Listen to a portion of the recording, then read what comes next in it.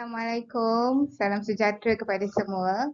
Perkongsian pada kali ini cikgu akan kongsikan mengenai bahasa kerja. So, apa yang dimaksudkan dengan bahasa kerja? Bahasa kerja adalah bahasa yang digunakan dalam syarikat, organisasi dan pertubuhan sebagai alat komunikasi. Bermaksud bila kita berada dalam satu organisasi atau kita tengah bekerja, cara kita berkomunikasi adalah menggunakan bahasa. Jadi apa bahasa yang kita gunakan semasa kita bekerja? Itu yang dimaksudkan dengan bahasa kerja. Okey, apa kepentingan bahasa di dalam komunikasi? Sebab utama dia adalah penjimatan kos.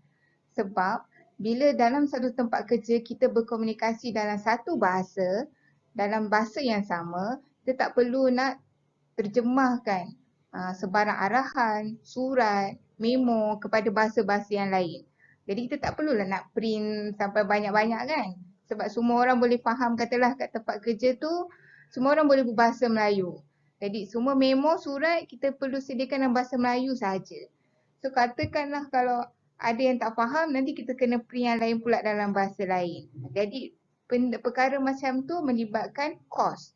Jadi bila semua boleh memahami satu bahasa yang sama, semua boleh berkomunikasi dalam bahasa yang sama, kita boleh jimatkan kos. Yang kedua, pekerja saling memahami antara satu sama lain. Jadi bila semua boleh berkomunikasi, bercakap dalam bahasa yang sama, kita cakap dia pun faham. Apa dia cakap, kita pun faham. Jadi itu yang pentingnya, sebab kalau kita tak faham, mungkin akan berlaku kemalangan. Contoh kita dah bagi tahu kat pekerja kita, macam kita dalam bidang jahitan kan, kita dah bagi tahu pekerja kita bila penjahit pastikan tangan kita, jari kita berada di tempat yang selamat. Kena letak dekat mana. Okay, macam mana nak guna mesin jahit tu dengan betul untuk kita elakkan kemalangan.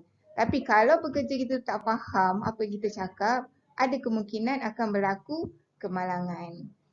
Yang ketiga, yang keempat, kepentingan bahasa komunikasi ni adalah supaya komunikasi antara hierarki tu berjalan lancar. Apa yang dimaksudkan dengan hierarki ni? Antara pihak pengurusan kepada pekerja dan juga antara pekerja, staf bawahan kepada pihak pengurusan. Jadi maksudnya bila ketua tu bagi tahu, okey kena buat macam ni, dia faham. Jadi apa yang disuruh tu kita boleh buat dengan betul, dengan lancar. Kadang-kadang ada tugas-tugas yang perlu diselesaikan, kita punya ketua dah bagi tahu, okey kena buat macam ni. Jadi jadi kita kalau kita bercakap dalam bahasa yang sama, kita faham. Jadi katalah kamu punya ketua cakap dalam bahasa Inggeris, tapi kamu tak faham pun dalam bahasa Inggeris. Kan susah, nanti apa dia cakap kamu pun tak faham. Jadi apa dia suruh nanti kamu pun tak buat. Jadi komunikasi tu tak lancar. Maksudnya apa yang arahan yang dia bagi, apa memo surat yang dia bagi, kita tak faham. Jadi pentingnya dalam satu organisasi, dalam satu syarikat tempat kita bekerja, semua orang boleh berkomunikasi, bercakap dalam satu bahasa yang sama, yang difahami oleh semua. Okey, sekarang cikgu nak sentuh sikit mengenai selangar, dialek ataupun logat dan juga jargon. Selangar ni apa selangar ni? Kalau dalam bahasa pasar kita sebut slang. Apa benda slang ni?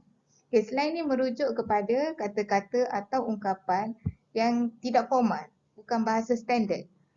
Contoh macam kamu dengan kawan-kawan kan, nampak ada budak perempuan cantik lalu ke, cun babe. Ataupun tengah tengok ada kawan bawa motor cantik lah, Razak kan. So kita pun macam, steady bro. Itu contoh slang lah. Ataupun budak BBNU lagi banyak lah dia punya slang dia kan. Jadi slang ni adalah kata-kata ungkapan yang sangat tidak formal dan sebenarnya tidak berapa sesuai digunakan di tempat kerja, terutama dalam komunikasi secara formal. Sama ada macam dengan ketua kita ataupun macam masa kita dalam mesyuarat bersama dengan rakan-rakan kan. Jadi mungkin boleh memberi kesan negatif terutama bila kita bercakap dengan ketua atau bila kita bercakap dengan orang yang lebih tua daripada kita. Jadi kena berhati-hati. Boleh tengok video ni contoh-contoh slang yang agak famous lah buat masa sekarang ni. 18 tahun tu mesti dia koyak. It only applies to when I'm sad or heartbroken. Or Like your your heart, heart, I think your yeah. heart sengkap. It sounds dirty.